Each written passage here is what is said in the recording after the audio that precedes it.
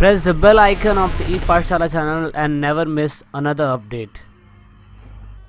So guys, welcome back your class and this is your Vijay here. दोस्तों बहुत बहुत स्वागत है आपका हमारे ई पाठशाला के चैनल पे। दोस्तों जैसे कि आप सभी को पता है कि न्यू सिलेबस के अकॉर्डिंग हमारा जो अब वीडियोस बननी स्टार्ट हो चुकी है चैनल के ऊपर। क्लास 12th का दोस्तों चैप्टर सेकंड था द एंड ऑफ बायोपोलैरिटी। बहुत से बच्चों ने कमेंट करा और उनको ये रहा कि सर बहुत अच्छी वीडियो बनी थी और थैंक यू सो मच। तो फाइनली आप सभी को पता है उसके बाद हम इसके टॉप 10 क्वेश्चंस भी करते हैं जो एक्सपेक्टेड पेपर के अंदर आने के चांसेस होते हैं। तो अब हम द एंड ऑफ बायोपोलैरिटी जिसे हिंदी में दो ध्रुवता का अंत बोलते हैं उसके हम टॉप इम्पॉर्टेंट क्वेश्चंस इस वीडियो के अंदर करेंगे। दोस्तों ये वीडियो इसलिए इम्पॉर्टेंट है क्योंकि टॉप 10 क्वेश्चन की सीरीज़ उस लिए है ताकि पेपरों में कौन कौन से इम्पॉर्टेंट क्वेश्चन पूछे जाते हैं और साथ में इसके अलावा भी अगर कोई एक्स्ट्रा क्वेश्चन आपको जानने हैं तो वीडियो के डिस्क्रिप्शन में आपको एक्स्ट्रा क्वेश्चंस मिल जाएंगे। अगर आपको आंसर चाहिए तो हम पीडीएफ फाइल क्रिएट कर रहे हैं, उसमें आपको सारे के सारे नोट्स और क्वेश्चन आंसर्स सारे मिल जाएंगे। तो दोस्तों ये इम्पॉर्टेंट क्वेश्चन की सीरीज़ है, चैप्टर सेकंड है और इम्पॉर्टेंट क्वेश्चंस एंड आंसर हम इस वीडियो के अंदर देखने की कोशिश करेंगे। तो वीडियो को एंड तक देखिएगा दोस्तों, जिससे आपको पता चल पाएगा इस पूरे चैप्टर में है क्या। तो इम्पॉर्टेंट क्वेश्चन में सबसे पहले हमने सेकंड चैप्टर में पूरी तरीके से यही पढ़ रहे थे कि यूएसएसआर यूएसएसआर यूएसएसआर है क्या। तो पहला क्वेश्चन यही है कि रूस में रूसीवादी क्रांति कब हुई। आपको पता है दोस्तों रूसीवादी क्रांति के सबसे बड़े महानायक जिसे आप व्लादिमीर लेनिन बोलते हैं। लेनिन इनको शॉर्ट फॉर्म में जो हमारे लेनिन हैं उनको जाना जाता है व्लादिमीर लेनिन। और दोस्तों उन्होंने ही रशिया के अंदर सबसे पहले रूसी क्रांति करी थी। रूसी क्रांति की शुरुआत 1914 से हुई थी जो 17 के अंदर बहुत ज़्यादा पीक पे आ चुकी थी। तो इसीलिए रूस में रूसीवादी क्रांति कब हुई थी, आपका सही आंसर होगा 1917 के अंदर।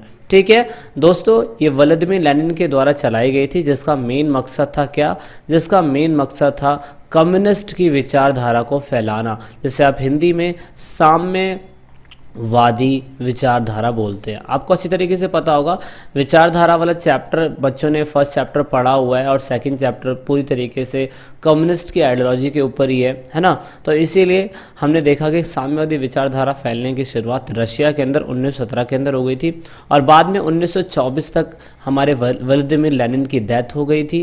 एंड देन उसके बाद हमारे स्टालिन आते हैं जिसे आप जोसेफ स्टालिन के नाम से जानते हैं, जिसे रशिया का तानाशाह शासक हिटलर की तरह कंपेयर किया जाता था। ये क्वेश्चन पहला था। क्वेश्चन नंबर सेकंड की बात करेंगे शोक थेरेपी। दोस्तों आप सभी को पता है कि जिस समय 1989 के अंदर जब हमारी बर्लिन की दीवार गिर चुकी थी तो उसके बाद ये क्लियर हो चुका था कि अब जितनी भी कम्युनिस्ट कंट्रियां हैं वो कंट्रियां अब कैपिटलिस्ट बन जाएंगी। कैपिटलिस्ट का मतलब होता है दोस्तों ऐसी सोच बन जाएगी, यानी कि पूंजीवादी सोच बन जाएगी। तो पूंजीवादी सोच बनाने के लिए उन कंट्री को पैसा चाहिए था और जो पैसा चाहिए था उस पैसे को ट्रांजिशन करने के लिए एक थेरेपी बनाई गई थी, उसे शोक थेरेपी बोला जाता है। तो कहने का मतलब शोक थेरेपी का सिंपल शब्दों में यही मतलब था कि शोक थेरेपी ये बताने की कोशिश कर रही थी कि कैसे ट्रांजिशन होना था। ट्रांजिशन मतलब एक आइडियोलॉजी से एक आइडियोलॉजी यानी कि एक विचार से दूसरे विचार में ट्रांसफॉर्म हो जाना ही शोक थेरेपी था। एक विचारधारा पूंजीवादी थी और एक विचारधारा दोस्तों हमारी साम्यवादी थी। तो साम्यवादी विचारधारा को पूंजीवादी विचारधारा में ट्रांसफ़र करा जा रहा था और ट्रांसफ़र करने के सिस्टम को ही शोक थेरेपी के नाम से बुलाया गया। तो शोक थेरेपी सिंपल शब्दों में आपको समझ में आ गई होगी। शोक थेरेपी की दोस्तों स्टार्ट कब करी गई थी कमेंट करके ज़रूर बताइएगा। शोक थेरेपी किसने चलाई थी, किसने फाइनेंशियली मदद करी थी हमारे यूएसएसआर में जब शोक थेरेपी चलाई जा रही थी। ठीक है, तो अगर आपने पढ़ा है वीडियो देखी है इस चैप्टर की तो आप बहुत आसानी से बता पाएंगे इसका आंसर। दूसरे थर्ड क्वेश्चन की बात कर लेते हैं। What was the largest garage sale in the industry, मतलब इतिहास की सबसे बड़ी गैरेज सेल की बिक्री क्या है। दोस्तों ये भी क्वेश्चन कहीं ना कहीं यूएसएसआर का था। Largest garage sale in the history was resulted due to shock therapy. Shock therapy के आपने कॉन्सिक्वेंसेस पढ़े थे जिसे आप परिणाम बोलते हैं। कॉन्सिक्वेंसेस के अंदर मैंने बताया था कि गैरेज सेल क्या था, है ना। तो उसकी वजह से हमने गैरेज सेल एक एग्जांपल का क्वेश्चन इस वीडियो के अंदर ज़रूर डाला हमने इसीलिए क्योंकि जब शॉक थेरेपी हुई थी तो उसकी वजह से under value of valuable industries of the USSR and sell them throw away a prize. मतलब जो शॉक थेरेपी यूएसएसआर के अंदर चलाई गई थी उसमें जो भी वैल्यूएबल इंडस्ट्रीज़ थी वो सारी की सारी इंडस्ट्रीज़ अंडर वैल्यू चली गई। मतलब मान लीजिए कि अगर कोई भी इंडस्ट्री लोगों के वेलफेयर के लिए काम कर रही थी तो वो वेलफेयर अब वो नहीं कर पा रही थी। क्यों? क्योंकि सोवियत रूबल जो करेंसी वहाँ की थी दोस्तों, सोवियत रूबल जिसे आप बोलते हैं, है ना, उसकी जो करेंसी थी रूबल, उसकी जो इन्फ्लेशन हो गया था, मतलब उसका रूबल का वैल्यू जो थी वो घट गई थी, है ना। हाई इन्फ्लेशन इसी को ही बोलते हैं। और जब रूबल की वैल्यू घट गई और डॉलर्स की वैल्यू बढ़ गई तो उस टाइम पीरियड पे जो इंडस्ट्रीज़ थी रशिया के अंदर वो अंडर वैल्यू चली गई और सारी की सारी ऐसे ही सेल करती गई। So that is why this is called the largest garage sale in the history. जैसे हिंदी में सबसे बड़ी गैरेज सेल बोला जाता है, जिसमें बड़ी बड़ी कंपनियां नीलाम हो गई और कौड़ियों के भाव बिक गई। ठीक है, क्वेश्चन नंबर 3 की बात कर लेते हैं। What was the immediate cause of disintegration of a USSR. मतलब देखो दोस्तों, यूएसएसआर का ख़त्म होना एक कारण नहीं मैं मानता हूँ, बहुत सारे कारण हो सकते हैं। उसके सोशल फैक्टर हो सकते हैं, उसके इकोनॉमिक फैक्टर हो सकते हैं, उसके पॉलिटिकल फैक्टर हो सकते हैं, उसके एडमिनिस्ट्रेटिव फैक्टर हो सकते हैं, है ना। तो दोस्तों अगर हम इतना डीपली जानेंगे तो हम बहुत कुछ जान पाएंगे जो हमने चैप्टर में बताया हुआ है। लेकिन डिसइंटीग्रेशन होने का इमीडिएट कॉज क्या था, मतलब तुरंत ही एक ऐसा क्या लॉजिक बना जिसकी वजह से यूएसएसआर के टूटने के पूरे मौके बन गए थे। तो वो था दोस्तों the rise of nationalism and the desire for the sovereignties within the various republic including Russia and the Baltic Russia like Ukraine, Georgia and other proved to be the most immediate cause for the disintegration of USSR। दोस्तों राष्ट्रवादी भावना पैदा हो गई थी, जिसे आप बोलते हैं राष्ट्रवादी भावना। राष्ट्रवादी भावना का पैदा हो जाना किसमें? रशिया के कंट्री के अंदर और बाल्टिक रिपब्लिक जैसे कि यूक्रेन और जॉर्जिया में। दोस्तों रशिया के अंदर इलेक्शन हुआ था, अगर आपको याद हो, रशिया के अंदर इलेक्शन हुआ था और वहाँ पे हमारे जो यल्तसीन थे दोस्तों, यल्तसीन जिसे आप हिंदी में यल्तसीन बोलते, यल्तसीन, उन्होंने इलेक्शन जीत लिया था। और जब उन्होंने इलेक्शन जीत लिया था तो उन्होंने पूरी तरीके से ये भावना लोगों के अंदर लेके आ गए कि भाई रशिया तो यूएसएसआर से अलग हो रहा है, और जब यूएसएसआर अलग हो रहा है तो सिंपल सी बात है रशिया अब कैपिटलिस्ट आइडियोलॉजी अपनाएगा, क्योंकि कम्युनिस्ट आइडियोलॉजी इतनी ठीक नहीं है।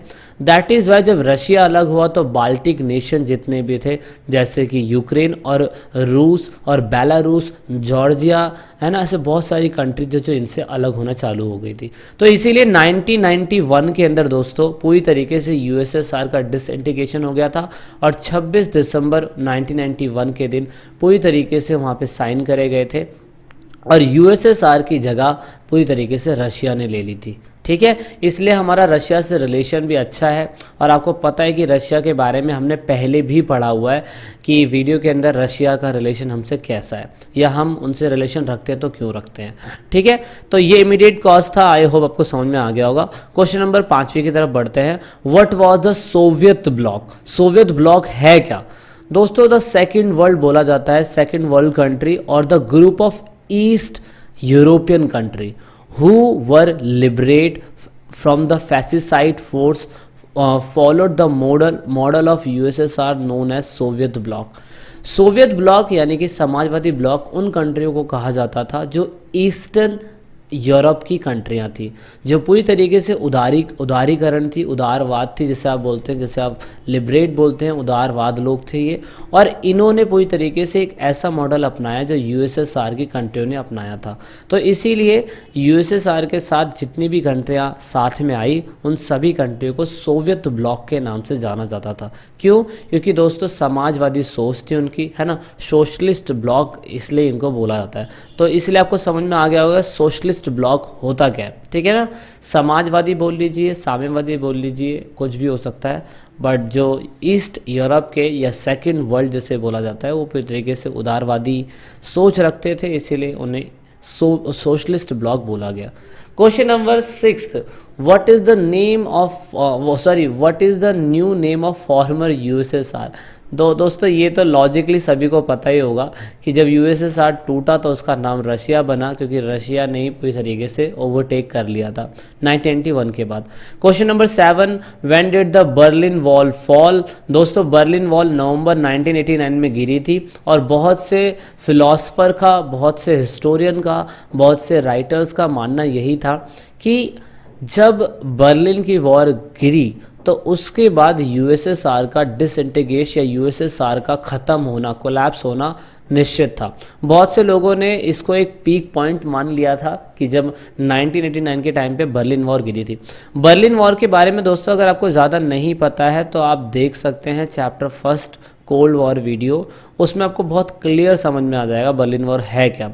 मेरा क्वेश्चन इसके अंदर आपसे ये है कि बर्लिन वॉल बनी कब थी, व्हेन डिड बर्लिन वॉल, है ना, बर्लिन वॉल मेड। तो ये आपको ढूंढना है कि बर्लिन वॉल बनी कब थी। मैं शॉर्ट शब्दों में बस ये बता सकता हूँ, निकिता खुर्शेव ने बर्लिन वॉल को बनवाया था, और निकिता खुर्शेव ने बर्लिन वॉल बनवाया था इसलिए क्यूबा क्राइसिस हुआ था, है ना।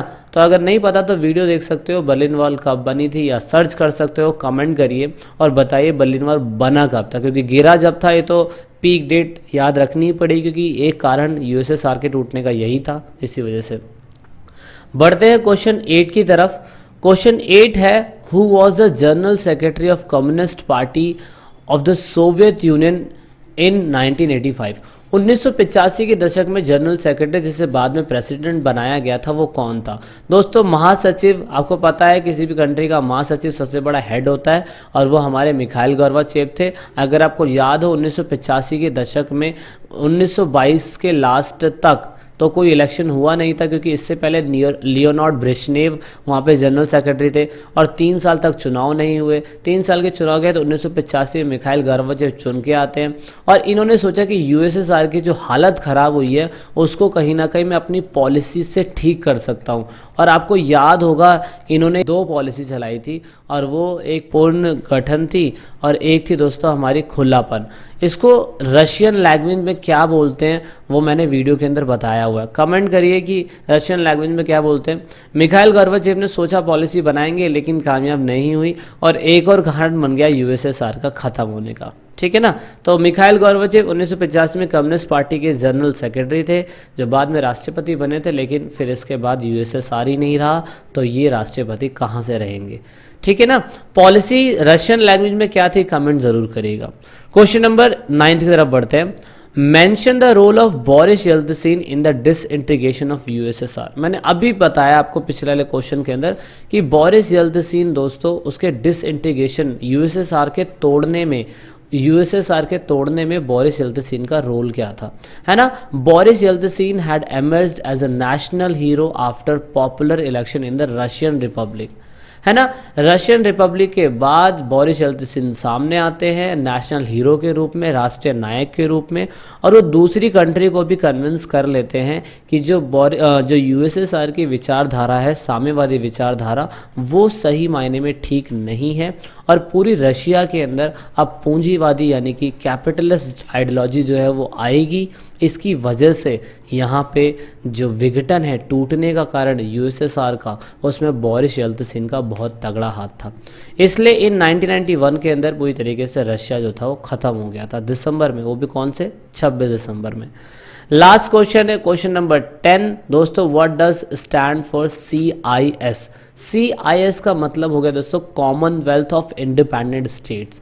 आपको पता था कि जब यूएसएसआर टूटा था तो 3 कंट्रियां तो बहुत फेमस थी, जिसमें से मैंने बताया रशिया तो थी, उसके बाद यूक्रेन था, उसके बाद बेलारूस था और जॉर्जिया था। ये 3 कंट्रियां तो थी, लेकिन बाद में और जो कंट्रियां आज़ाद हुई थी यूएसएसआर से टूटने के बाद, उन सभी कंट्री को कॉमनवेल्थ ऑफ इंडिपेंडेंट स्टेट कहा गया, ठीक है ना।